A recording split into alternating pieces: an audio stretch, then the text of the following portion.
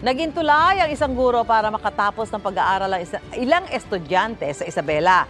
Sa kasagsagan kasi ng COVID-19 pandemic noon, tinulungan niya ang mga estudyante na magkaroon ng laptop. May unang balita, si Mark Salazar. Kasagsagan ng COVID-19 pandemic na maging online ang mga klase. Kaya si Teacher Melanie ng Iligan may naisip na paraan para makasabay ang ilan niyang deserving na estudyante na walang laptop. Pinost ko po yung story niya.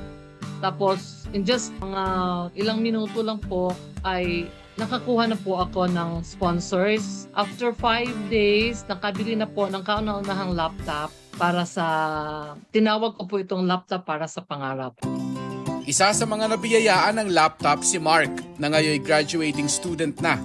Wala naman kaming pambili. Tapos may plano pa ata sila ng umutang ng pera para pambili. Matapos ang ilang taon, nagbunga ang magandang adhikain ni teacher.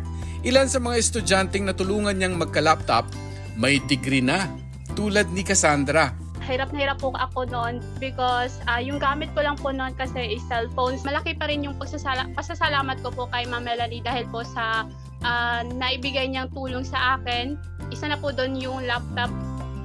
Sa loob ng 2 taon, 9 na laptop ang naibigay ni Teacher Melanie sa tulong na rin ng ilang nagmagandang loob. Naniniwala po ako sa kakayahan nila. So kaya kailangan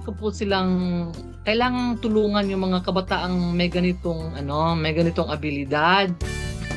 Kaya ngayon, nais ni teacher na ipagpatuloy ang magandang nasimulan. Huwag nating putulin yung cycle.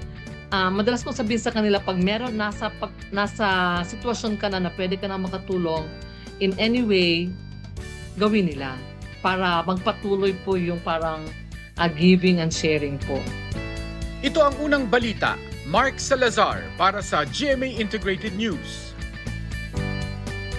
Mga kapuso, para una ka sa mga balita, mag-subscribe sa GMA Integrated News sa YouTube. Sa mga kapuso abroad, subaybayan niyo po kami sa GMA Pinoy TV at sa www.gmanews.tv.